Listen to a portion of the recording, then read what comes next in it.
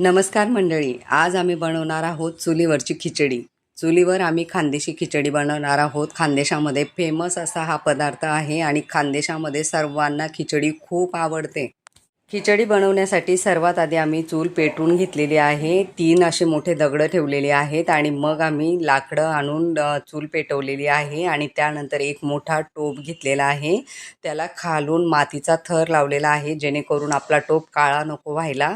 मातीचा लेयर लावल्यानंतर खालच्या बाजूने टोप काळा होत नाही. चूल पेटून झालेली आहे. चुलीवर आपला टोपही ठेवून झालेला आहे आणि एका बाजूला आम्हाला खिचडीसाठी जे जे साहित्य लागणार होतं ते सर्व आम्ही रेडी करून ठेवलेलं आहे. आणि खिचडीसाठी आम्हाला लागणार होतं एक तेलाची पिशवी, जिरं, मोहरी, कढीपत्ता, शेंगदाणे, लाल मिरची, मसाला, हळद, मोठे मोठे कांदे कापलेले आणि टमाटाही कापलेला होता आणि अद्रक लसूणची पेस्ट करून ठेवलेली होती.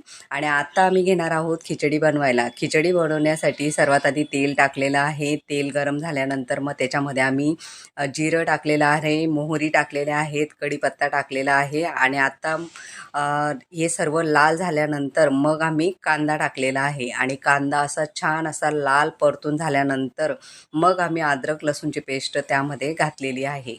खानदेशी खिचडी बनवण्यासाठी आम्ही माझ्यासोबत होती, माझ्या 2 वहिनी होत्या आणि त्यानंतर माझी एक मोठी बहीणही तिथे होती आणि माझी सर्वात मोठी जी वहिनी होती ती ही खानदेशी खिचडी बनवण्यात खूप एक्सपर्ट आहे. म्हणून ती वहिनीने ज्या पद्धतीने आम्हाला सांगितलं होतं आम्ही त्या पद्धतीने खिचडी बनवायला घेतलेली होती. आता आपला कांदा आणि टमाटाही लाल झालेला आहे आणि त्यानंतर आता त्यामध्ये आपण मसाला टाकलेला आहे. आम्ही 4 किलोची खिचडी बनवणार होतो, म्हणून आम्हाला तिखट खूप जास्त प्रमाणात लागणार होतं आणि तुम्हाला जर तिखट कमी प्रमाणात पाहिजे असेल तर तुम्ही तिखट कमीही घालू शकतात. आमच्याकडे सर्वजण तिखट खाणारे आहेत, म्हणून आम्ही खूप म्हणजे आम्हाला ज्या पद्धतीने तिखट लागतं तेवढ्या प्रमाणात आम्ही तिखट मसाला घातलेला आहे. मसाला छान असा परतून झाल्यानंतर तांदूळ आणि डाळ धुवून घेतलेली आहे.